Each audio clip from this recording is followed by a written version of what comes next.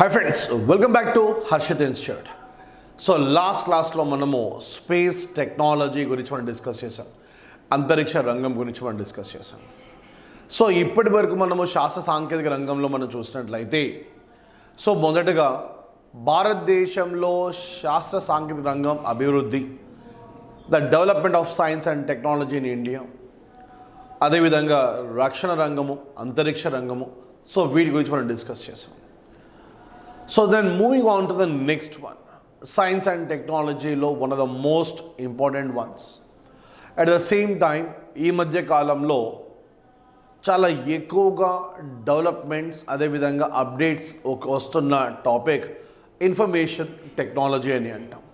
So information technology leda information communication technology and computers ani antam.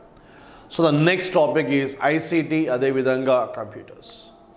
So even మనము examination point of వ్యూలో చూసినా కూడా so ఈ particular topic నుండి మనం చూస్తే ఈ మధ్య కాలంలో మనకు అప్డేట్స్ అనేవి చాలా ఎక్కువగా ఉన్నాయి కాబట్టి రెగ్యులర్గా అప్డేట్ చేసుకోవాల్సిన టాపిక్ అది. నా the moment talking about the case of science and technology అని అన్నప్పుడు సైన్స్ అండ్ టెక్నాలజీలో రెగ్యులర్గా మనకు అప్డేట్స్ వస్తున్న టాపిక్స్లో ఒకటి రక్షణ రంగము అని అంటాము, డిఫెన్స్ టెక్నాలజీ అని అంటాము. అనేక రకాల క్షిపణులు అభివృద్ధి చేస్తూనే ఉన్నారు. సో క్షిపణులు కానివ్వండి, లేదా యుద్ధ నౌకలు కానివ్వండి, లేదా విమానవాహక నౌకలు కానివ్వండి, జలాంతర్గాములు, సో వీటిని అభివృద్ధి చేస్తూనే ఉన్నారు, పరీక్షిస్తూనే ఉన్నారు. అదేవిధంగా రెండవది అంతరిక్ష రంగము అని అంటాము, స్పేస్ టెక్నాలజీ అని అంటాము. సో స్పేస్ టెక్నాలజీలో కూడా ఎన్నో డెవలప్మెంట్స్ అనేవి మనకు కనిపిస్తున్నాయి. నంబర్ ఆఫ్ డెవలప్మెంట్స్ అని అంటాం, మెనీ నంబర్ ఆఫ్ డెవలప్మెంట్స్ అని అంటాం. And then the case of your ICT అని అంటాం, ఇన్ఫర్మేషన్ అండ్ కమ్యూనికేషన్ టెక్నాలజీ.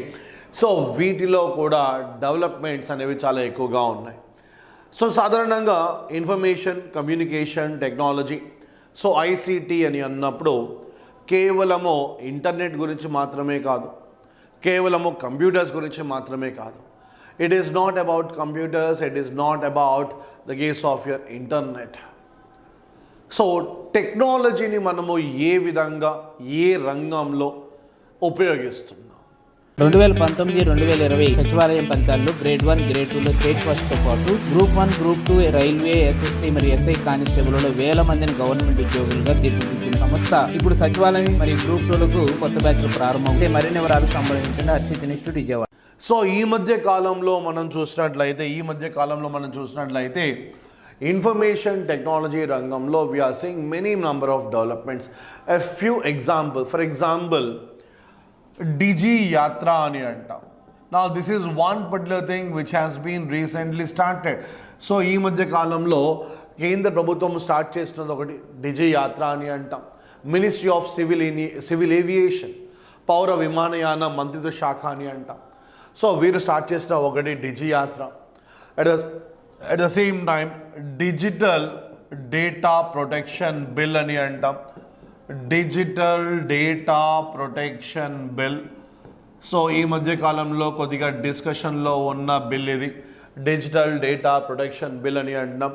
అలాగే నాన్ ఫంగిబుల్ టోకన్స్ అని అంటాం, నియర్ ఫీల్డ్ కమ్యూనికేషన్ అని అంటున్నాం.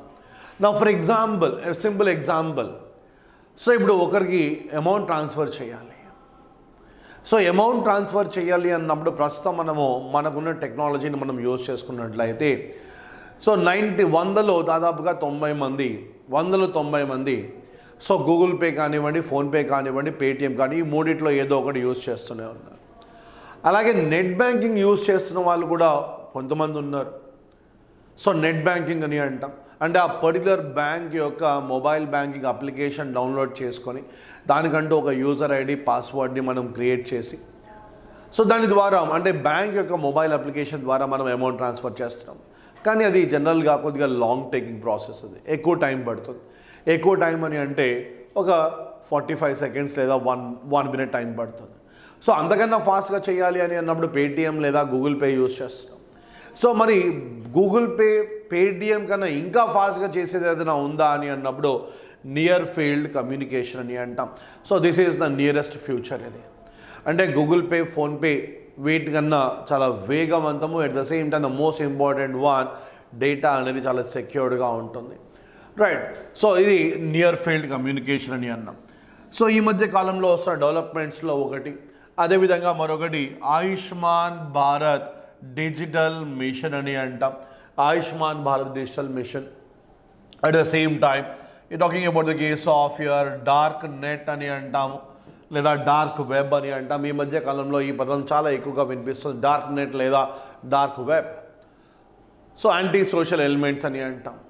సో ఫర్ ఎగ్జాంపుల్ స్మగ్లింగ్ చేసే వాళ్ళు కావచ్చు, చెరస్, గంజాయి వంటి మాదక ద్రవ్యాలు ఎక్స్పోర్ట్ చేసేవాళ్ళు కానివ్వండి, సప్లై చేసేవాళ్ళు కానివ్వండి, లేదా సమాజంలో సంఘ విద్రోహ శక్తులు అని అంటాం. వీరంతా కూడా యూజ్ చేస్తున్నది ఏది అని అన్నప్పుడు డార్క్ నెట్ లేదా డార్క్ వెబ్ అని అంటాం. కానీ డార్క్ నెట్ అంటే ఏంటి, డార్క్ వెబ్ అంటే ఏంటి? అలాగే సైబర్ సెక్యూరిటీ అని అంటాం. సో ఈ మధ్య కాలంలో వీటిపై చాలా ఎక్కువగా డిస్కషన్ కూడా ఉంది అని అంటాం, cyber security. So at the same time e governance.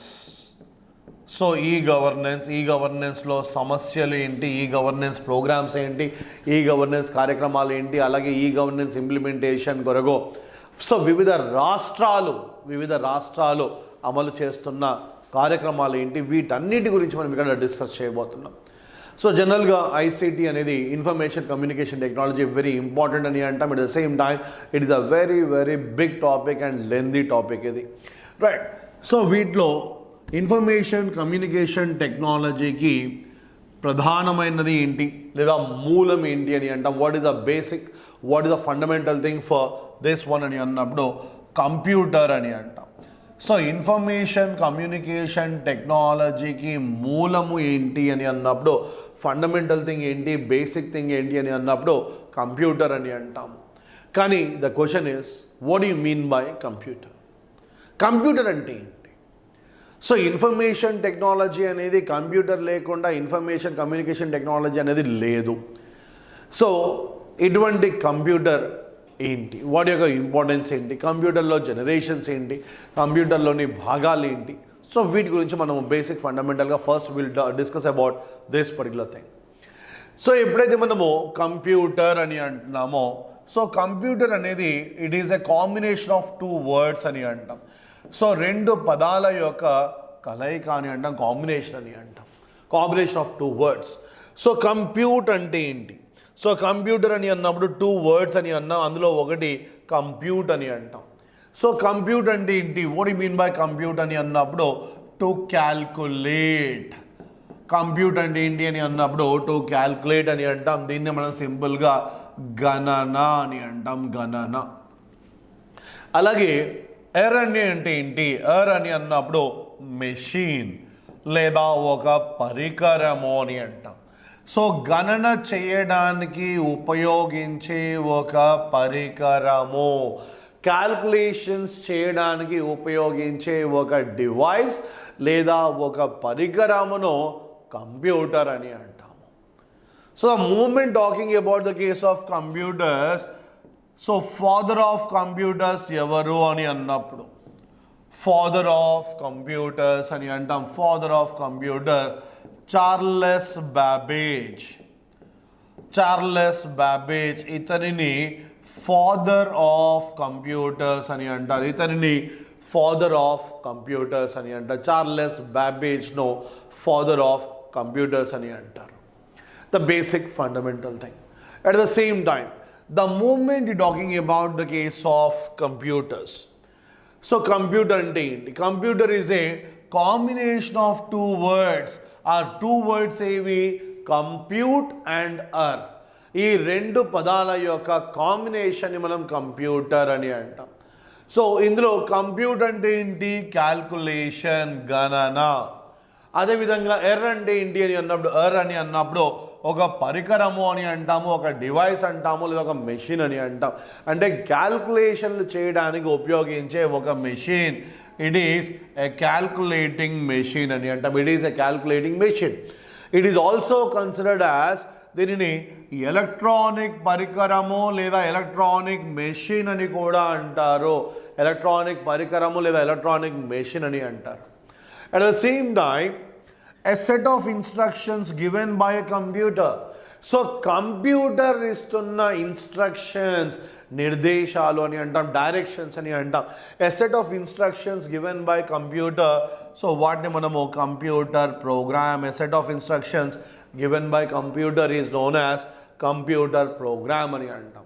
So ఈ కంప్యూటర్ని మనం ఈ ప్రస్తుతం ఎక్కడ ఉపయోగిస్తున్నామో, రైట్? సో కంప్యూటర్ని మనము యాజ్ ఆఫ్ నౌ చూసినట్లయితే కరెంట్లీ కంప్యూటర్ కానివ్వండి, కంప్యూటర్ పరిజ్ఞానాన్ని కానివ్వండి, computer knowledge, so it is being used in special purposes. కొన్ని సందర్భాల్లో స్పెషల్ పర్పస్లు కూడా యూజ్ చేస్తున్నాం. ఎక్కడ? మైక్రోవేవ్ ఓవెన్స్లో కూడా కంప్యూటర్ పరిజ్ఞానాన్ని ఉపయోగిస్తున్నాం.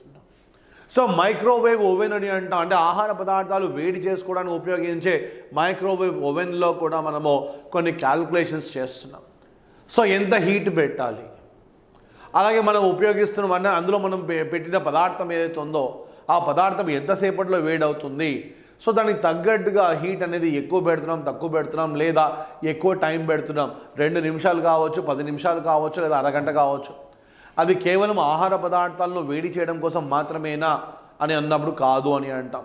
సో అన్నం కూడా అందులో చేసుకోవచ్చు. ఈరోజు డేట్లో మనం చూసినట్లయితే మైక్రోవేవ్ ఓవెన్లో అన్నం కూడా వండుతున్నారు. సో కేవలం అన్నం మాత్రమే కాదు, విభిన్న రకాల ఆహార పదార్థాలు ఉడకడం కొరకు, అలాగే వాటిని కుక్ చేయడం కొరకు, బాయిల్ చేయడం కొరకు కూడా వీటిని మనం ఉపయోగించవచ్చు. అలాగే ఇండస్ట్రియల్ రోబోట్స్ అని అంటాం. సో పరిశ్రమల్లో ఉపయోగించే రోబోట్స్, పరిశ్రమలు కానివ్వండి, ఆఫీసెస్లో కానివ్వండి, ఈ మధ్య కాలంలో చూస్తే హోటల్స్లో కూడా రోబోట్స్ యూజ్ చేస్తున్నారు. ఎస్, హోటల్స్లో కూడా రోబోట్స్ యూజ్ చేస్తున్నారు. సో కొన్ని హోటల్స్లో మనం చూసినట్లయితే మనం కూర్చున్న ప్లేస్కి మనకు ఫుడ్ తీసుకురావడానికి రోబోట్స్ యూజ్ చేస్తూ ఉన్నాం. నీళ్ళు తీసుకురావడానికి కావచ్చు, లేదా అన్నం తీసుకురావడానికి కానివ్వండి, లేదా ఎటువంటి ఫుడ్ ఐటమ్స్ మనం ఆర్డర్ చేసినా కూడా ఆ ఫుడ్ ఐటమ్ మన టేబుల్ వద్దకు తీసుకురావడానికి రోబోట్స్ యూజ్ చేస్తున్నాము. అలాగే కంప్యూటర్ ఎయిడెడ్ డిజైన్ అని అంటాం, క్యాడ్ అని అంటాం. సో ఏంటి, what is this particular card అని అన్నప్పుడు ఇట్ ఈస్ ఎ కంప్యూటర్ సహాయంగా మనం చేసే డిజైనింగ్ ప్రాసెస్, విభిన్న రకాల మెషిన్స్ యొక్క డిజైనింగ్ ప్రాసెస్. లేదా a simple example, for example you talking about the case of any particular electronic device. ప్రతి ఒక్క ఎలక్ట్రానిక్ డివైస్లో కూడా మనం చూసినట్లయితే, సో టీవీ కానివ్వండి, మొబైల్ కానివ్వండి, ల్యాప్టాప్ కానివ్వండి, వీటి ఓపెన్ చేసి చూసినప్పుడు అందులో ఒకటి గ్రీన్ కలర్ బోర్డు ఒకటి కనిపిస్తూ ఉంటుంది. ఆ గ్రీన్ కలర్ బోర్డు పైన మనకు అనేక రకాల చిన్న చిన్న పరికరాలు అనేవి ఉంటాయి. కొన్ని రెసిస్టర్స్ అని అంటాం, కొన్ని ట్రాన్సిస్టర్స్ అని అంటాము, మదర్ బోర్డ్ అని అంటాము. At the same time the case of different things. So అదంతా కూడా ఏంటి, పీసీబీ అని అంటారు. ఆ బోర్డ్ని ఏమని పిలుస్తారు అని అన్నప్పుడు దానిని పీసీబీ అని అంటారు. పిక్చర్ సర్క్యూట్ బోర్డ్ అని అంటారు, పిక్చర్ సర్క్యూట్ బోర్డ్ అని అంటారు. PCB, picture circuit board. So ఈ పిక్చర్ సర్క్యూట్ బోర్డ్ పైన గీతలు గీయడానికి, అదేవిధంగా కనెక్షన్స్ను వేయడానికి, కనెక్షన్స్ ఇవ్వడానికి మనము క్యాడ్ డిజైనింగ్ను యూజ్ చేస్తాం. సో పెద్ద పెద్ద మెషిన్స్ కానివ్వండి, చిన్న చిన్న వాటి కానివ్వండి, ఈ మధ్య కాలంలో చూస్తే పీసీబీ బోర్డ్, ప్రతి ఒక్క దానిలో పీసీబీ అనేది ఖచ్చితంగా ఉంటుంది. సో వాటిలో డిఫరెంట్ పాయింట్స్, డిఫరెంట్ టర్మినల్స్ వద్ద కనెక్షన్స్ ఇవ్వాలి. సో వాటి కొరకు ఈ కంప్యూటర్ ఎయిడెడ్ డిజైన్ను యూజ్ చేస్తాం. సో కంప్యూటర్ నాలెడ్జ్ అనేది ఈరోజు డేట్లో మనం చూసినట్లయితే ఖచ్చితంగా ప్రతి ఒక్కరికి కూడా అవసరము అని అంటాం. సో కంప్యూటర్ నాలెడ్జ్ లేకపోతే భవిష్యత్తులో, అంటే ఒక దశాబ్ద కాలం తర్వాత ఉద్యోగాలు సాధించడం కానివ్వండి, సంపాదించడం కానివ్వండి, right, getting jobs will become highly difficult. మార్కెట్లో మనం నిలబడాలి, మార్కెట్లో నిలదొక్కోవాలంటే ఖచ్చితంగా కంప్యూటర్ పరిజ్ఞానం అనేది, టెక్నాలజీ అనేది ఖచ్చితంగా అవసరము. టెక్నాలజీ లేకపోతే, టెక్నాలజీపై పట్టు సాధించకపోతే ఉద్యోగాలు దొరకడం కూడా కష్టము అని అంటాము. ఆల్రెడీ మనం మొదటి టాపిక్లో మనం డిస్కస్ చేసాం, స్టెమ్ ప్రోగ్రామ్ అని అన్నాం. STEM programme, science, technology, engineering and mathematics. So ఈ కార్యక్రమం యొక్క రీసెంట్గా జరిగిన భారత్ మరియు ఇజ్రాయెల్ ఉమెన్ స్టెమ్ గ్రాడ్యుయేట్ సదస్సు ఒకటి జరిగింది, కాన్ఫరెన్స్ ఒకటి జరిగింది. ఆ కాన్ఫరెన్స్ కంక్లూజన్ ఏంటి అని అన్నప్పుడు, రానున్న దశాబ్ద కాలంలో, ద నెక్స్ట్ 2030 తర్వాత మనం చూసినట్లయితే మార్కెట్లో మనకు అందుబాటులో ఉండే ఉద్యోగాల్లో 80% ఉద్యోగాలకు ఖచ్చితంగా సైన్స్, టెక్నాలజీ, ఇంజనీరింగ్, మ్యాథమెటిక్స్పై పట్టు ఉండాలి. సో అటువంటి సిచ్యువేషన్లోనే మనకు ఉద్యోగాలంటూ లభిస్తాయి లేదా లభించవు. కాబట్టి కంప్యూటర్ నాలెడ్జ్ అనేది ప్రతి ఒక్కరికి కూడా అవసరము. టెక్నాలజీపై ప్రతి ఒక్కరికి కూడా పట్టు అనేది ఉండాలి. సో మొబైల్ మనము ఉపయోగిస్తున్నాం అంటే ఉపయోగిస్తున్నామంటే సాంకేతిక పరిజ్ఞానాన్ని ఎలా ఉపయోగించాలో ప్రతి ఒక్కరికి కూడా ఐడియా ఉన్నట్లే. అది కూరగాయలు అమ్ముకునే వ్యక్తి కావచ్చు, లేదా వ్యాపారం చేస్తున్న వ్యక్తులు కానివ్వండి, విద్యార్థులు కానివ్వండి, ప్రతి ఒక్కరికి కూడా ఈరోజు డేట్లో చూస్తే టెక్నాలజీపై కాస్తో కోస్తో ఎంతో కొంత ఖచ్చితంగా ప్రతి ఒక్కరికి కూడా పరిజ్ఞానం అంటూ ఉంది. అట్ ద సేమ్ టైం కంప్యూటర్స్లో జనరేషన్స్ అని అంటాం. సో కంప్యూటర్ అని అన్నప్పుడు ఫాదర్ ఆఫ్ కంప్యూటర్స్ ఎవరు అని అంటే చార్లెస్ బ్యాబేజ్ అని అన్నాం. సో ఈ పడిలో కంప్యూటర్లో కొన్ని జనరేషన్స్ అంటూ ఉన్నాయి. సో మొదటి తరము అని అంటాం, లేదా ఫస్ట్ జనరేషన్ అంటాం. ఫస్ట్ జనరేషన్ ఎప్పటి నుండి 1940 నుండి 1956 వరకు. సో మొదటి తరం కంప్యూటర్లు ఎప్పటి నుండి 1940 నుండి 1956 వరకు. సో అవి వాక్యూమ్ ట్యూబ్స్ ఆధారంగా పనిచేస్తాయి అని అంటాం, లేదా పని చేశాయి, గతం కాబట్టి పని చేశాయి అని అంటాం. సో మొదటి తరం కంప్యూటర్లో 1940 నుండి 1956 వరకు వాక్యూమ్ ట్యూబ్స్ ఆధారంగా పనిచేశాయి. తర్వాత రెండవ తరం కంప్యూటర్లు అని అంటాం. రెండవ తరం కంప్యూటర్లు ఎప్పటి నుంచి 1956 నుండి 1963 వరకు. అంటే మొదటి తరం కంప్యూటర్ తర్వాత రెండవ తరం అనేది స్టార్ట్ అయింది. సో 56లో మొదటి తరం ఎండ్ అయిపోయింది. అదే సంవత్సరంలో 56లో రెండవ తరం అనేది స్టార్ట్ అయింది. సో రెండవ తరం కంప్యూటర్లు అని అన్నప్పుడు రైట్, ఇవి ట్రాన్సిస్టర్ల ఆధారంగా పనిచేస్తాయి అని చెప్తాము. అలాగే మూడవ తరం కంప్యూటర్లు అని అన్నప్పుడు 1964 అని అంటాం. 1964. సో 1964లో స్టార్ట్ అయిన మూడో తరం కంప్యూటర్లో 1970లో ఇది ఎండ్ అయిపోయింది మూడో తరం. So that is nothing but the case of integrated circuits అని అంటాం. Integrated circuits. Then fourth generation, నాలుగవ తరం కంప్యూటర్లు ఏవైతే ఉన్నాయో ఇవి 1971లో స్టార్ట్ అయ్యి ఇప్పటి వరకు కూడా నాలుగవ తరం కంప్యూటర్లు అనేవి కొనసాగుతూనే ఉన్నాయి. సో ఈ నాలుగవ తరం కంప్యూటర్లు ఏవైతే ఉన్నాయో ఇవి ఎల్ఎస్ఐ ఆధారంగా, విఎల్ఎస్ఐ ఆధారంగా, లేదా యుఎల్ఎస్ఐ అని అంటాం. కానీ ఇక్కడ ఎల్ఎస్ఐ అంటే ఏంటి? సో ఎల్ఎస్ఐ అని అన్నప్పుడు లార్జ్ స్కేల్ ఇంటిగ్రేషన్ అని అంటాం. లార్జ్ స్కేల్ ఇంటిగ్రేషన్ అని అంటాం. అలాగే విఎల్ఎస్ఐ ఏంటి అని అన్నప్పుడు వెరీ లార్జ్ స్కేల్ ఇంటిగ్రేషన్ అని అంటాం. Very large scale integration. Then ULSI అని అన్నప్పుడు యుఎల్ఎస్ఐ అంటే ultra large scale integration. So మూడవ తరం కంప్యూటర్లో 64 నుండి 70 వరకు. అలాగే నాలుగవ తరం కంప్యూటర్లో 71 నుండి ప్రస్తుతం వరకు, అంటే 2023 మార్చ్ నెల వరకు అని చెప్తాము. రైట్, అది ఇంకా కొనసాగుతూనే ఉంది. అలాగే ఐదవ తరం కంప్యూటర్లో చెప్పినప్పుడు వీటిని భవిష్యత్ అని అంటాము, ఫ్యూచర్ అని అంటాము. కానీ సో ఐదవ తరం కంప్యూటర్లు ఆల్రెడీ ప్రస్తుతం మనం ఉపయోగిస్తున్నాము. సో భవిష్యత్ అనే పదం ఇక్కడ యూజ్ చేయాల్సిన అవసరం లేదు. కారణం ఏంటి అని అంటే ఆల్రెడీ మనము 5th జనరేషన్ కంప్యూటర్స్ని మనం యూజ్ చేస్తున్నాం. సో ఈ 5th జనరేషన్ కంప్యూటర్స్ దేని ఆధారంగా పనిచేస్తాయి అని అన్నప్పుడు కృత్రిమ మేధస్సు అని అంటాము, ఆర్టిఫిషియల్ ఇంటెలిజెన్స్ అని అంటాము. ఆర్టిఫిషియల్ ఇంటెలిజెన్స్ ఆధారంగా, కృత్రిమ మేధస్సు ఆధారంగా ఐదవ తరం కంప్యూటర్లు పనిచేస్తాయి. అలాగే 5th జనరేషన్ కంప్యూటర్స్ ఏవైతే ఉన్నాయో ఇవి న్యూరల్ నెట్వర్క్స్ ఆధారంగా కూడా పనిచేస్తాయి. Based on artificial intelligence and neural networks అని అంటాం. సో ఈ విధంగా మనం చూసినట్లయితే కంప్యూటర్స్లో మొత్తం మనకు 5 జనరేషన్స్ అంటూ ఉన్నాయి. ఫస్ట్ జనరేషన్ వాక్యూమ్ ట్యూబ్స్ ఆధారంగా, సెకండ్ జనరేషన్ ట్రాన్సిస్టర్స్ ఆధారంగా, అలాగే మూడవ తరం కంప్యూటర్లు ఏవైతే ఉన్నాయో ఇంటిగ్రేటెడ్ సర్క్యూట్స్ ఆధారంగా, 4th generation large scale integration లేదా వెరీ లార్జ్ స్కేల్ ఇంటిగ్రేషన్ లేదా అల్ట్రా లార్జ్ స్కేల్ ఇంటిగ్రేషన్. చివరిగా ఐదవ తరం కంప్యూటర్లో ఆర్టిఫిషియల్ ఇంటెలిజెన్స్, కృత్రిమ మేధస్సు లేదా న్యూరల్ నెట్వర్క్స్ అని అంటాం. Then moving on to the next part, components of a computer. So కంప్యూటర్లోని ముఖ్యమైన భాగాలు ఏంటి అని అంటాం. సో ప్రతి ఒక్క కంప్యూటర్లో కూడా మనం చూసినట్లయితే ఒకటి ఇన్పుట్ అని అంటాం, ఇన్పుట్.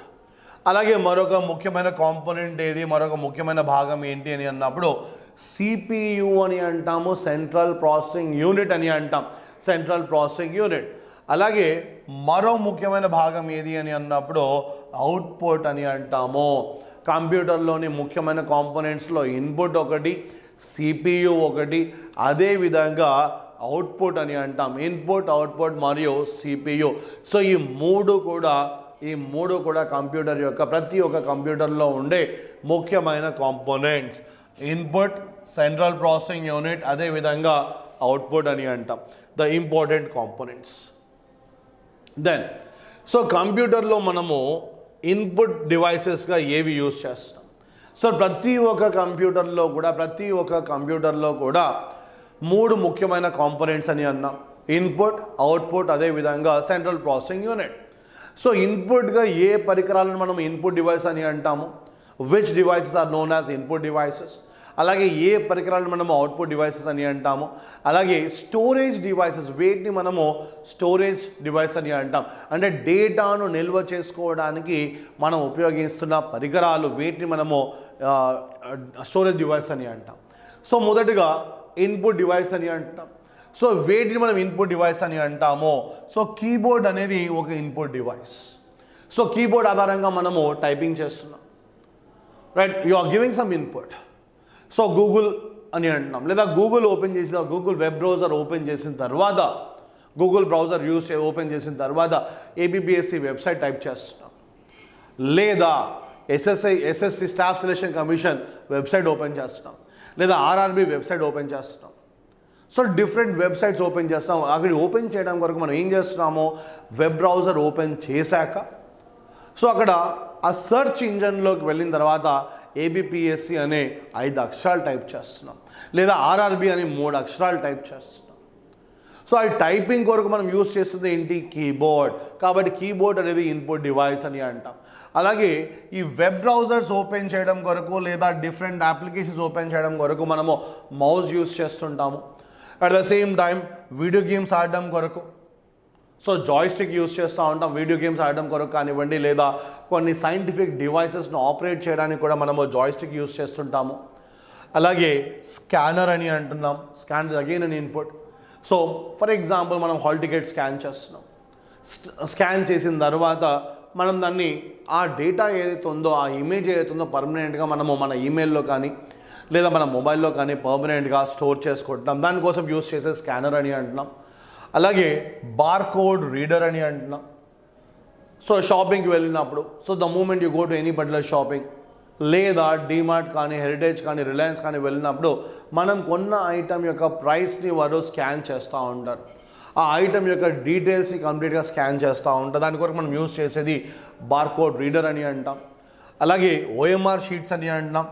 సో ప్రతి ఒక్క కాంపిటేటివ్ ఎగ్జామినేషన్ రాస్తున్న ప్రతి ఒక్క స్టూడెంట్, సో కాంపిటేటివ్ ఎగ్జామినేషన్ కాకుండా ఈవెన్ 10th క్లాస్ ఎగ్జామ్స్ చూసినట్లయితే ఇంటర్మీడియట్ ఎగ్జామ్స్లో కూడా సో స్టూడెంట్ యొక్క డీటెయిల్స్ అనేవి ఓఎంఆర్లోనే ఫిల్ చేస్తున్నారు. So what is this OMR అని అన్నప్పుడు ఆప్టికల్ మార్క్ రీడర్ అని అంటాము, ఆప్టికల్ మార్క్ రీడర్ అని అంటాము, రైట్? ఓఎంఆర్ ఫుల్ ఫామ్ ఏంటి అని అన్నప్పుడు optical mark reader, optical mark reader అని అంటాం. అలాగే ఓసిఆర్ అని అంటాం. What is OCR? So optical character recognition అని అంటాము, ఆప్టికల్ క్యారెక్టర్ రికగ్నిషన్. సో ఈ మధ్య కాలంలో మనం ఓసిఆర్ చూసినట్లయితే సో డిఫరెంట్ వెబ్ పేజెస్ అంటూ ఉన్నాయి, అంటే హ్యాండ్ రిటన్ డాక్యుమెంట్స్ ఏవైతే ఉన్నాయో, మనము చేతితో రాసిన పేపర్లు ఏవైతే ఉన్నాయో, నోట్స్ ఏవైతే ఉన్నాయో, వాటిని మనము డిజిటల్ ఫార్మాట్లోకి మార్చుకోవడానికి ఓసిఆర్ను ఎక్కువగా యూజ్ చేస్తున్నారు. సో అవి డిఫరెంట్ లాంగ్వేజెస్ కావచ్చు, లేదా ఇంగ్లీష్ కావచ్చు, వీటిని ఐడెంటిఫై చేయడానికి, వీటిని రికగ్నైజ్ చేయడానికి ఓసిఆర్ యూజ్ చేస్తున్నాము. అలాగే ఎంఐసిఆర్ అని అంటున్నాం. What is MICR? So MICR అనేది మనకి ఎక్కడ కనిపిస్తుంది అని అంటాం. సో చెక్ బుక్స్ పైన మనం చూసినట్లయితే, right? So the moment talking about the case of your cheque, ఏదైనా చెక్ మనం ఇష్యూ చేస్తున్నప్పుడు లేదా చెక్ బుక్ తీసుకున్నప్పుడు చెక్ బుక్ కింద మనకు కొన్ని డాట్స్ అనేవి కనిపిస్తూ ఉంటాయి. సో దానికి సంబంధించి ఒక కోడ్ అనేది కూడా ఉంటుంది, చెక్ బుక్ నంబర్తో పాటు పక్కన కోడ్ అంటూ ఉంటుంది. సో ఎంఐసిఆర్ కోడ్ ఏంటి అని అన్నప్పుడు మ్యాగ్నెటిక్ ఇంక్ క్యారెక్టర్ రికగ్నిషన్ అని అంటాం. So all these are nothing but the case of input devices. ప్రతి ఒక్క కంప్యూటర్లో కూడా మనం ఉపయోగిస్తున్న ఇన్పుట్ డివైసెస్ అని అంటాం. Then the next one output device ఏంటి? సో అవుట్పుట్ మనం ఎక్కడ తీసుకుంటున్నాం? సో అవుట్పుట్ అనేది first thing monitor. So the moment talking about the case of monitor అని అన్నప్పుడు అది సిపియు పర్సనల్ కంప్యూటర్ యొక్క మానిటర్ కావచ్చు, లేదా ల్యాప్టాప్ స్క్రీన్ కానివ్వండి. సో ఇవన్నీ కూడా ఏంటి? మానిటర్స్ అని అంటున్నాం. At the same time printer అని అంటున్నాం. అలాగే స్పీకర్స్ కానివ్వండి, ఇవన్నీ కూడా ఏంటి? అవుట్పుట్స్. అలాగే మరొకటి ప్లాటర్ అనే పదం కనిపిస్తుంది. సో ప్లాటర్ కూడా ఒక అవుట్పుట్ అని అంటున్నాం. కానీ క్వశ్చన్ ఏంటి? ప్లాటర్ అంటే ఏంటి? సో ప్లాటర్ అనేది ఒక అవుట్పుట్ డివైస్ అని అన్నప్పుడు ప్లాటర్ అంటే ఏంటి? What you mean by platter అని అన్నప్పుడు నా ఫర్ ఎగ్జాంపుల్ ఈ మధ్య కాలంలో మనం చూస్తున్నట్లయితే బయట మనము డిఫరెంట్ కంపెనీస్ సంబంధించిన యాడ్స్ కానివ్వండి, లేదా పొలిటికల్ లీడర్స్ యొక్క ఫొటోస్ కావచ్చు, వారి యొక్క పార్టీ ప్రోగ్రామ్స్ కానివ్వండి, వీటికి సంబంధించి ఒక్కొక్క ఫ్లెక్సీ సైజు దాదాపుగా 9 మీటర్లు 10 మీటర్లు, సో ఆల్మోస్ట్ ఈ హైట్లో ఉన్నాయి. లేదా కొన్ని చూసినట్లయితే 10 అడుగులు 15 అడుగులు కూడా ఉంటాయి, 10 to 12 feet లేదా ఇంకా ఎక్కువగానే ఉంటాయి.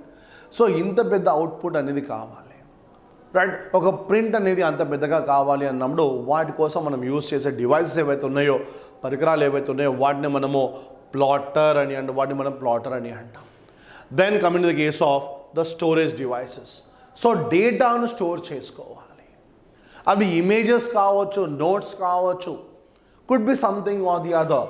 సో ఆ డేటాను స్టోర్ చేయడానికి మనం యూజ్ చేసే వాటిని స్టోరేజ్ డివైస్ అని అంటాం. So hard disk. సో ఈ పదం చాలా ఎక్కువగా వింటున్నాం ఈ మధ్య కాలంలో, హార్డ్ డిస్క్. ద రీజన్ ఏంటి అన్నప్పుడు ల్యాప్టాప్లో మనం డేటా స్టోర్ చేసుకోవడం కోసం హార్డ్ డిస్క్ కెపాసిటీ ఎంత అని అడుగుతున్నాం, సైజ్ ఎంత అని అడుగుతున్నాం. సో అది 1 TB ఉండవచ్చు, 2 TB ఉండవచ్చు, లేదా 8 TB కావచ్చు, 12 TB కావచ్చు. So that is the capacity of that one. 12 terabytes అని అంటున్నాం, 20 terabytes అంటాం, 8 terabytes అని అంటున్నాం. అలాగే ఫ్లాపీ అని అంటున్నాం. సో గతంలో ఒకప్పుడు ఫ్లాపీ యూజ్ చేసేవాళ్ళు, డేటాను స్టోర్ చేసుకోవడం కొరకు గతంలో ఫ్లాపీని యూజ్ చేసేవాళ్ళు.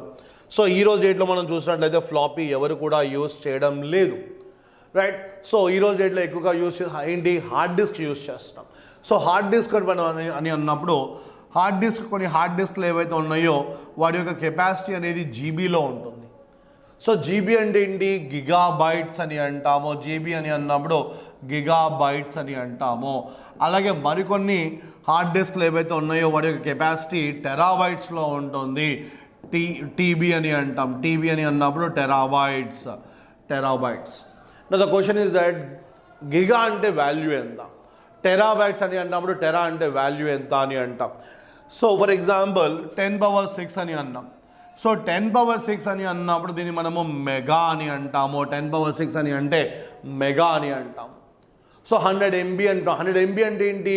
100 × 10⁻⁶ bytes అని అంటాము. అలాగే 10⁻⁹ అని అంటాం. 10⁻⁹ ఈజ్ గిగాబైట్స్. 10⁻12 టెరాబైట్స్ అని అంటాం. 10⁻12 టెరాబైట్స్ అని అంటాం. అలాగే 10⁻15 పెటా అని అంటాము. 10⁻15 పెటా. సో 10⁻18 ఎక్సా అని అంటాం. 10⁻18 ఎక్సా అని అంటాం. సో ఇవన్నీ కూడా ఏంటి? మనము ఒక డిఫరెంట్ టర్మ్స్, ఇవన్నీ కూడా యూనిట్స్ అని అంటాము. మల్టిపుల్స్ అండ్ సబ్ మల్టిపుల్స్, లేదా గుణిజాలు మరియు ఉపగుణిజాలు అని అంటాము. సో 10⁻9 అని అన్నప్పుడు గిగా, 10⁻12 అనేది టెరా, 10⁻15 అనేది పెటా, 10⁻18 అంటే ఎక్సా అని అంటాం. దెన్ డేటాను స్టోర్ చేయడానికి మనం యూజ్ చేస్తున్న ఇతర పరికరాలు మనం చూసినట్లయితే సిడి అని అంటాం, కాంపాక్ట్ డిస్క్. సిడి కానివ్వండి, డివిడి కానివ్వండి. అలాగే ఈ మధ్య కాలంలో చూసినట్లయితే pen drive. So pen drive అనేది డేటా స్టోర్ చేయడానికి మనం యూజ్ చేస్తున్న మరొక పరికరం, మరొక డివైస్. అలాగే మైక్రో ఎస్డి కార్డ్స్ అని కూడా అంటాం. ఎస్డి కార్డ్స్ అవి కూడా స్టోరేజ్ డివైసెస్. సో ఇవన్నీ కూడా ఏంటి అని అన్నప్పుడు డేటాను నిల్వ చేయడానికి ఉపయోగించే విభిన్న పరికరాలు అని అంటాము. సో ప్రతి ఒక్క కంప్యూటర్లో కూడా పెరిఫరల్ డివైస్ అంటూ ఉంటాయి. Each and every computer has got peripheral devices. So ఆ పెరిఫరల్ డివైసెస్ చూసినట్లయితే ఇన్పుట్ డివైస్, అవుట్పుట్ డివైస్, అదేవిధంగా స్టోరేజ్ డివైస్ అని అంటాం. Welcome to Harshit institute. Vijayawada మహానగరంలో 2009 సంవత్సరంలో ప్రారంభించబడి అనేక వేల మంది అభ్యర్థులను ప్రభుత్వ ఉద్యోగులుగా తీర్చిదిద్దిన మన హర్షిత్ ఇన్స్టిట్యూట్ గత 12 సంవత్సరాల్లో సుమారు 18,000 మందిని ప్రభుత్వ ఉద్యోగులుగా తీర్చిదిద్దింది.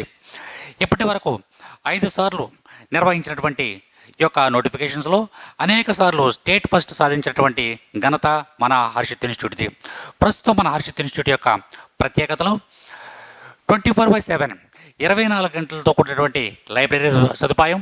అంతేకాకుండా ఇదే లైబ్రరీలో మనకు అత్యున్నత ప్రామాణిక గ్రంథాలు అందించడం అనేది జరుగుతుంది.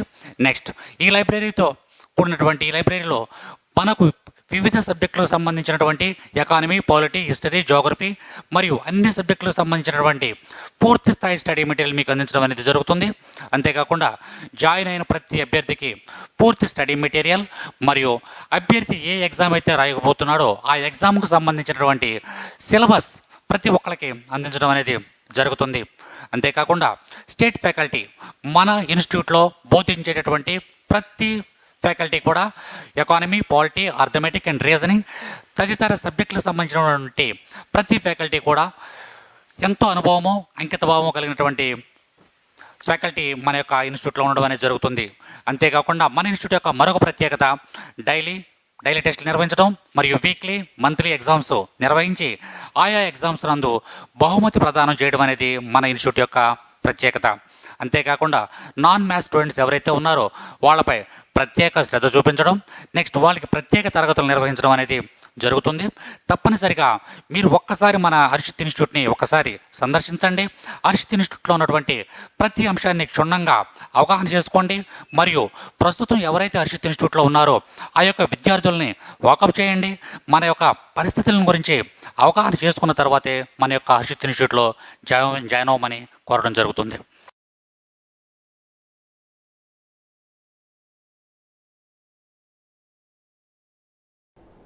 Right.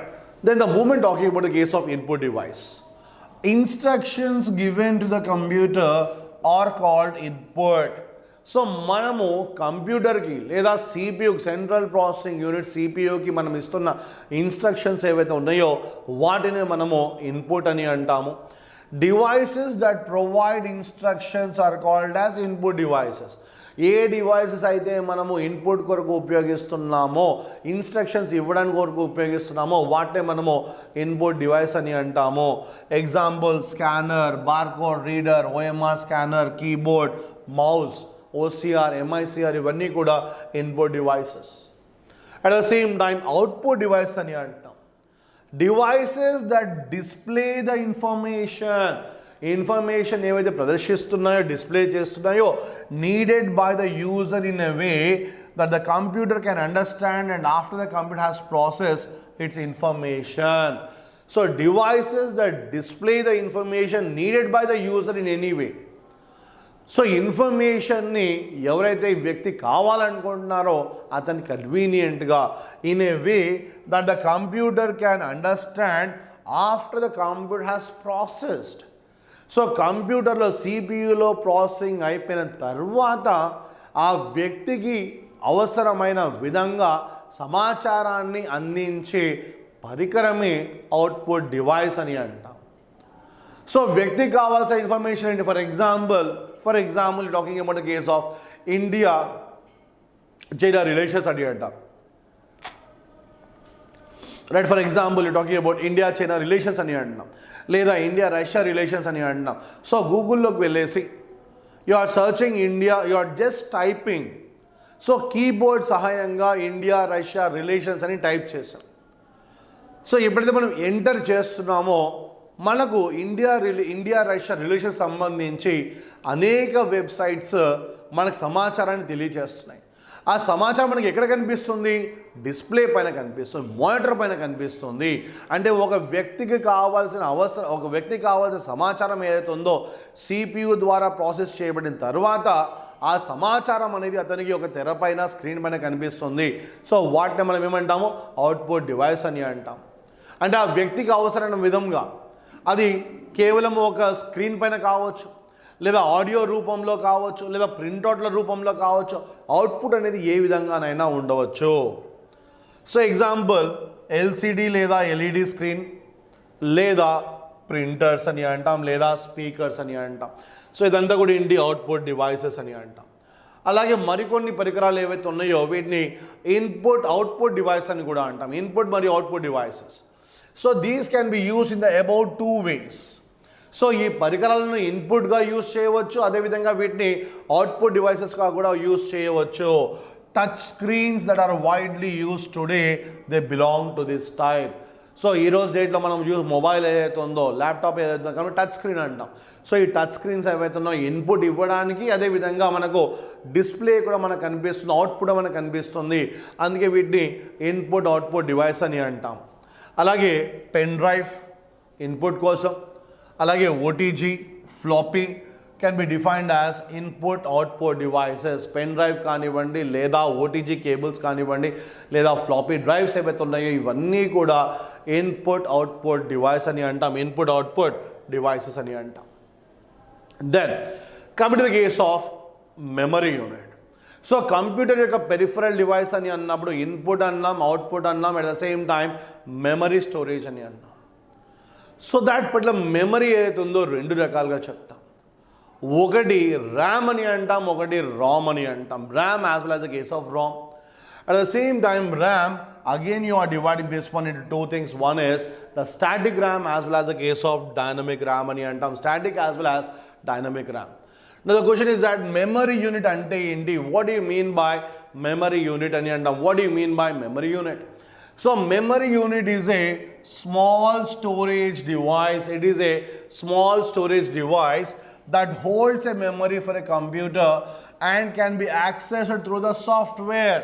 సో సాఫ్ట్వేర్ సహాయంతో కంప్యూటర్లో నిల్వ చేయబడిన డేటాను మన అవసరానికి తగ్గట్టుగా మన అవసరం వచ్చినప్పుడు దాన్ని ఉపయోగించుకునే విధంగా ఉండే పరికరాన్ని మనము మెమరీ యూనిట్ అని అంటాం. మెమరీ యూనిట్ అని అంటాం. So memory units are used to store the information of the programs in 2 different ways. So memory units దేని కొరకు యూజ్ చేస్తున్నాము? To store the information the programs. మనము కంప్యూటర్లో కానివ్వండి, ల్యాప్టాప్లో కానివ్వండి, మొబైల్లో కానివ్వండి, మనం చేస్తున్న ప్రోగ్రామ్స్ ఏవైతే ఉన్నాయో వాటికి సంబంధించిన సమాచారాన్ని స్టోర్ చేసుకోబడుతుంది. The computer has 2 types of storage systems. So డేటాను నిల్వ చేయడానికి కంప్యూటర్లో మనకు 2 రకాల స్టోరేజ్ సిస్టమ్స్ అంటూ ఉన్నాయి. ఒకటి ప్రైమరీ మెమరీ అని అంటాం. Primary memory. So primary memory ఏంటి? It is a section of computer memory that the CPU can access directly. Right? CPU నేరుగా యాక్సెస్ చేయగలిగే మెమరీని ప్రైమరీ మెమరీ అని అంటాము. It has a faster access time than the secondary memory. Secondary మెమరీతో పోల్చుకున్నప్పుడు primary మెమరీను access చేయడం చాలా చాలా ఈజీ, చాలా తక్కువ టైంలో అయిపోతుంది. సో ప్రైమరీ మెమరీ అనేది it is a section of computer memory. Computer మెమరీలో ఒక భాగము అని అంటాము. అలాగే సిపియు చాలా వేగంగా ఈ సమాచారాన్ని సేకరించడం అనేది జరుగుతుంది, ప్రాసెస్ చేయడం అనేది జరుగుతుంది అని అంటాం. And next one is random access memory అని అంటాం, లేదా ర్యామ్ అని అంటాం. So this is known as volatile memory. So తాత్కాలిక మెమరీ అని అంటాం. తాత్కాలిక మెమరీ, ర్యామ్లో నిల్వ చేయబడిన డేటా ఏదైతే ఉందో కేవలం టెంపరీ మాత్రమే, తాత్కాలికం మాత్రమే. అందుకే దీన్ని ఏమంటాము? వొలటైల్ మెమరీ అని అంటాం. సో ఎందుకు వొలటైల్ అని అంటాము అని అంటే, మనం ఉపయోగిస్తున్న కంప్యూటర్ కానివ్వండి, ల్యాప్టాప్ కానివ్వండి, విద్యుత్ సరఫరా జరుగుతున్నంతసేపు మాత్రమే డేటా నిల్వ చేయబడుతుంది. ఒకసారి విద్యుత్ సరఫరా నిలిపివేస్తే, పవర్ సప్లై ఆపివేసినప్పుడు ఆటోమేటిక్గా అందులో ఉన్న డేటా ఏతుందో పర్మనెంట్గా ఇరేజ్ చేయబడుతుంది లేదా తుడిచిపెట్టబడుతుంది అని అంటాము. If the power supply to the computer is stopped or shut down, with the previous information is not stored in the RAM.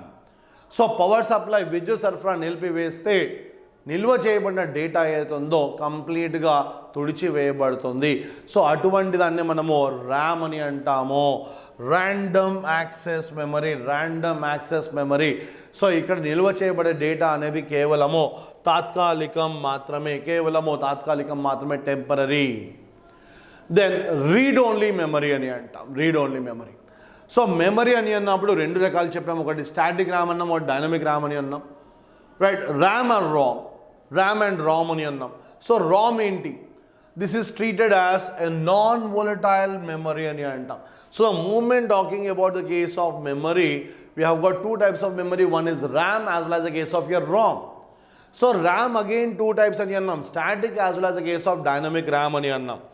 So ROM ఏంటి? రీడ్ ఓన్లీ మెమరీ అని అంటాం, read only memory. So which is treated as a non volatile. Non volatile అంటే ఏంటి? పర్మనెంట్గా.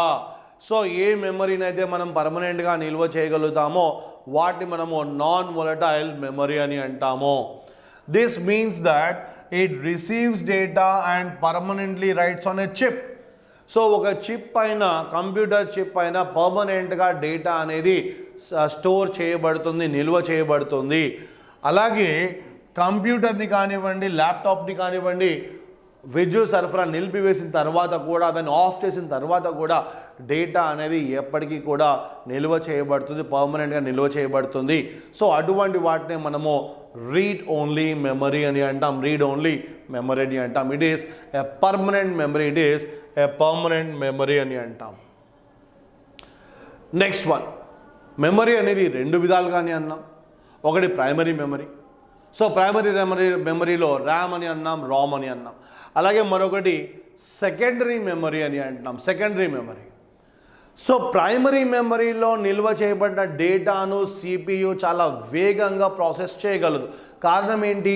ఈ primary memory అనేది, అంటే RAM కానివ్వండి, రామ్ కానివ్వండి, ఈ రెండు కూడా, ర్యామ్ ఆర్ రామ్, ఈ రెండు కూడా మొత్తం కంప్యూటర్లో ఒక భాగం. ఇవి అంటే ఇంటర్నల్ మెమరీ అని అంటాం. సో డేటా అనేది ఇంటర్నల్గా ల్యాప్టాప్లో కానీ కంప్యూటర్లో కానీ నిల్వ చేయబడింది కాబట్టి ప్రైమరీ మెమరీని యాక్సెస్ చేయడం చాలా చాలా ఈజీ అని అంటాం. కానీ ఎప్పుడైతే మనం సెకండరీ మెమరీ అని అంటున్నామో, సెకండరీ మెమరీ అనేది ఎక్స్టర్నల్ మెమరీ అని అంటాము, లేదా ఆక్సిలరీ స్టోరేజ్. సో ఉదాహరణకు pen drive, hard disk, so లేదా సిడి లేదా డివిడి, ఇవన్నీ కూడా ఎక్స్టర్నల్ మెమరీ అని అంటాము. So secondary memory is a computer memory that is non volatile. So రామ్లో ఏ విధంగా అయితే డేటా అనేది పర్మనెంట్గా స్టోర్ చేయబడుతుందో అదేవిధంగా సెకండరీ మెమరీలో కూడా డేటా అనేది పర్మనెంట్గా స్టోర్ చేయబడుతుంది, right. Persistent and not immediately accessible by a computer processor.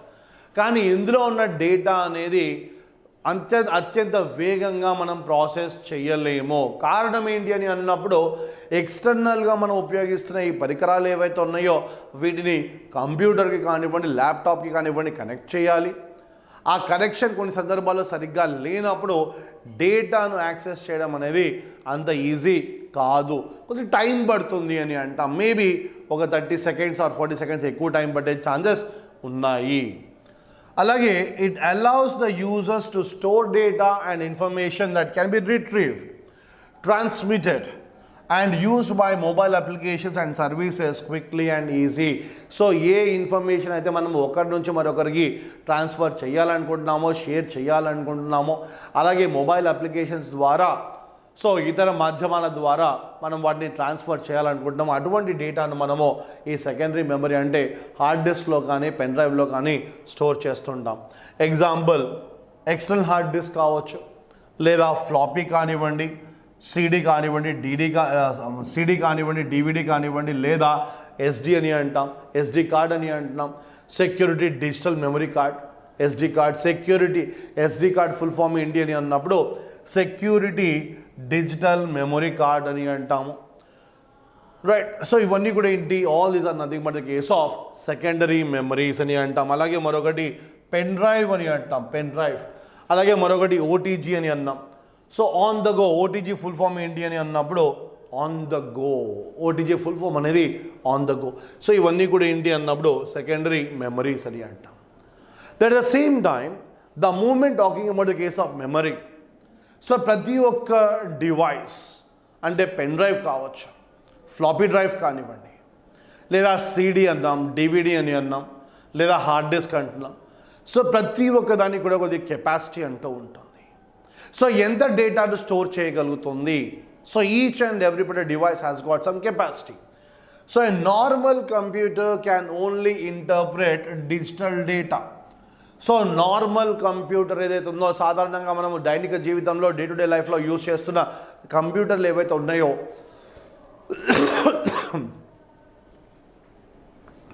వీటిలో కేవలము బైనరీ డిజిట్స్ని మాత్రమే ప్రాసెస్ చేయగలిగే కెపాసిటీ ఉంది. Ordinary computers can process only binary digits. So what are the binary digits? Zeros and ones, they are known as binary digits అని అంటాం.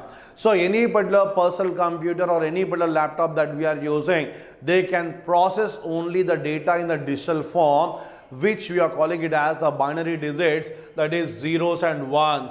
So zeros and ones to binary digits అని అంటాం. అలాగే memory units are determined based on this. ఒక particular memory, ఒక particular device యొక్క memory అనేది so ఈ టర్మ్స్ పై డిపెండ్ అవుతుంది. సో 1 byte అని అన్నప్పుడు 8 bits అని అంటాం. 1 byte ఈక్వల్ టు 8 bits అని అంటాం. అలాగే 1024 bytes equal to 1 kilobyte. 1024 kilobytes equal to 1 megabyte. 1024 megabytes equal to 1 gigabyte. 1024 gigabytes equal to 1 terabyte. అలాగే 1024 terabytes equal to 1 petabyte. So ఈరోజు డేట్లో మనం మార్కెట్లో చూసినట్లయితే మనకు అందుబాటులో ఉన్న డేటా స్టోరేజ్ పరికరాలు ఏవైతే ఉన్నాయో కొన్ని మెగాబైట్స్లో ఉన్నాయి, కొన్ని గిగాబైట్స్లో ఉన్నాయి, కొన్ని టెరాబైట్స్లో ఉన్నాయి. సో ఇవి ప్రతి ఒక్కరికి కూడా, సామాన్యుడికి కూడా అందుబాటులో ఉన్న డేటా స్టోరేజ్ పరికరాలు. అలాగే 1024 టెరాబైట్స్ అని అన్నప్పుడు 1 petabyte అని అంటాం. 1024 petabytes అని అన్నప్పుడు 1 exabyte అని అంటాం. 1024 exabytes అని అన్నప్పుడు 1 zettabyte అని అంటాము. 1024 zettabytes అని అన్నప్పుడు 1 yottabyte అని అంటాం. సో ఇంతకుముందు మనం ఒకటి రాసాం. సో 10⁻9 అని అన్నప్పుడు గిగా అని అన్నాం. 10⁻12 టెరా అని అన్నాం. 10⁻15 పెటా అని అన్నాం. 10⁻18 ఎక్సా, 10⁻18 ఎక్సా, 10⁻21 జెటా అని అంటారు. అలాగే 10⁻24 యొట్టా అని అంటారు. 10⁻24 యొట్టా. సో 10⁻21 ఎంత? జెటా అని అడతాము. 10⁻24 అని అన్నప్పుడు యొట్టా అని అంటాము. దట్ ద సేమ్ టైం కంప్యూటర్లో ఉపయోగించే డిఫరెంట్ లాంగ్వేజెస్. సో ప్రతి ఒక్క కంప్యూటర్లో కూడా మనము లాంగ్వేజెస్ని యూజ్ చేస్తూ ఉంటాం. సో వాటిని మనం లో లెవెల్ లాంగ్వేజ్ అని అంటాం, హై లెవెల్ లాంగ్వేజ్ అని అంటాం. సో ఈ లో లెవెల్ లాంగ్వేజ్ ఏవైతే ఉన్నాయో తిరిగి 2 రకాలు అని అంటాం. ఒకటి మెషిన్ లాంగ్వేజ్, మరొకటి అసెంబ్లీ లాంగ్వేజ్ అని అంటాం. లో level language as well as the case of high level language. అలాగే లో లెవెల్ లాంగ్వేజ్ తిరిగి మళ్ళీ మనము 2 రకాలు అని చెప్తాము. ఒకటి మెషిన్ లాంగ్వేజ్ అని అంటాము, మరొకటి అసెంబ్లీ లాంగ్వేజ్ అని అంటాం, మరొకటి అసెంబ్లీ లాంగ్వేజ్. నా the question is that computer languages ఏంటి, మెషిన్ లాంగ్వేజ్ ఏంటి? సో కంప్యూటర్ లాంగ్వేజ్ అని అంటే it is a set of instructions to be given to A computer to perform a task. So ఏదైనా ఒక టాస్క్ కంప్లీట్ చేయడానికి కంప్యూటర్కి మనం ఇస్తున్న కొన్ని instructions, A group of instructions, A set of instructions. ఆ set of ఇన్స్ట్రక్షన్స్ని మనము కంప్యూటర్ లాంగ్వేజ్ అని అంటాం. ఆ సెట్ ఆఫ్ ఇన్స్ట్రక్షన్స్ మనము కంప్యూటర్ లాంగ్వేజ్ అని అంటాం. The program executes the instructions in the CPU. Right? The program executes the instructions. మనము కంప్యూటర్కి ఇస్తున్న ఇన్స్ట్రక్షన్స్ అన్నీ కూడా ఎక్కడ ప్రాసెస్ చేయబడతాయి అని అంటే సిపియూలో ప్రాసెస్ చేయబడతాయి. సో ఈ కంప్యూటర్ లాంగ్వేజ్కి ఉదాహరణ ఏంటి అని అన్నప్పుడు సి అని అంటాం, C++ అని అంటాం, జావా అంటాం, ఒరేకల్ అంటాం, పాస్కల్ అని అంటాం. రైట్? అలాగే కోబల్. సో కోబల్ కానివ్వండి, పాస్కల్ కానివ్వండి, లేదా C++,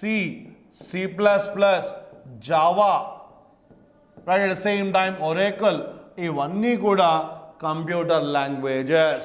సో కంప్యూటర్కి మనం ఇస్తున్న ఇన్స్ట్రక్షన్స్, సో ఆ ఇన్స్ట్రక్షన్స్ని బేస్ చేసుకొని ఏదైనా ఒక ప్రోగ్రామ్ చేయాలి అన్నప్పుడు ఖచ్చితంగా లాంగ్వేజ్ అనేది అవసరము. So computer program is a set of instructions to be given to a computer to perform a task.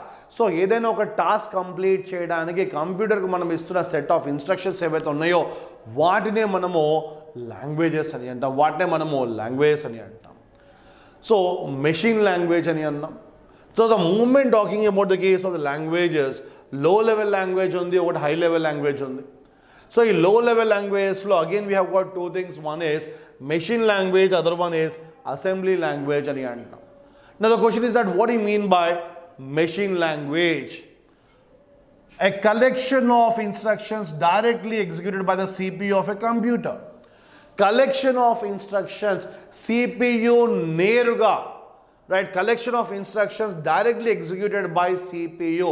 So CPU నేరుగా యాక్సెస్ చేయగలిగే ఇన్స్ట్రక్షన్స్ ఏవైతే ఉన్నాయో వాటి మనం మెషిన్ లాంగ్వేజ్ అని అంటాం. So each command in these type of programs specifies a specific task. Now for example, load, jump or operations on a data in a CPU register or memory. Simple thing. The moment talking about the case of your machine language అని అన్నప్పుడు డేటాను store చేయడం కానివ్వండి, డేటాను load చేయడం కానివ్వండి, లేదా different types of arithmetic operations అని అంటున్నాం, లాజికల్ ఆపరేషన్స్ అని అంటున్నాం. సో అడిషన్ కావచ్చు, సబ్ట్రాక్షన్ కావచ్చు, మల్టిప్లికేషన్ కావచ్చు, లేదా అసెండింగ్ ఆర్డర్, డిసెండింగ్ ఆర్డర్, ఇవన్నీ కూడా ఏంటి different types of logical operations. So ఈ లాజికల్ ఆపరేషన్స్ని CPU నేరుగా నిర్వహించడం కొరకు కొన్ని ప్రోగ్రామ్స్ ఏవైతే ఉన్నాయో, సెట్ ఆఫ్ ఇన్స్ట్రక్షన్స్ ఏవైతే ఉన్నాయో వాటిని మనము మెషిన్ లాంగ్వేజ్ అని అంటాం.